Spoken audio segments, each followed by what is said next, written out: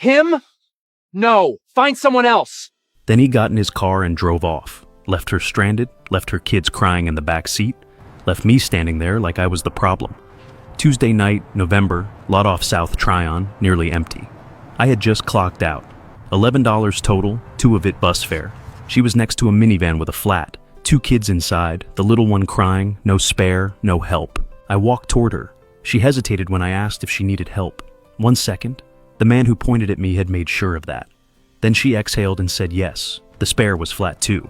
I spotted a repair shop still lit at the far end and jogged over. Used tire that fit. $9. I did the math I already knew. $9 meant walking home. 3 miles, 40 degrees. I handed over the 9. The lug nuts were rusted. My hands went numb by the second one. She stood at the door blocking the wind without being asked. The older kid pressed his face to the glass. He said something quiet to his mom. She glanced at me and nodded. When I finished, she opened her wallet. I shook my head. I picked up my bag and told her to drive safe. A voice came from behind me. I turned. A man stood 20 feet back, arms folded, Hornets hoodie. Said he had been watching since I jogged to the shop.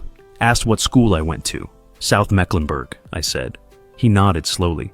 His name was Jalen. Sandra was his sister. He played for Charlotte, not a starter but the real thing. And he had been on his way to pick her up when he spotted me crouched under the bumper in the dark. He reached into his jacket, 2 courtside tickets for Thursday, asked for my school name and typed into his phone. He ran a fund for working students, not charity, a scholarship tied to documented hours and verified service. Someone would contact my counselor by Monday. Then he looked at my hands, knuckles red, fingers black with grease. He pulled off his own gloves and held them out. No words. I took them. I walked home. 3 miles, 40 degrees, warm the entire way. One man pointed at me in public and told her to find someone else. I had $11 and stopped anyway. Not because I had no fear of what people assumed when they saw me, but because those faces were pressed to the glass, and I could not be one more person who just kept going. The world sees more than you think, just not always from the direction you are watching. Drop a comment with the word respect if you think that man should be ashamed, or tell me whether you would have stopped. Part 2 is coming if this hits.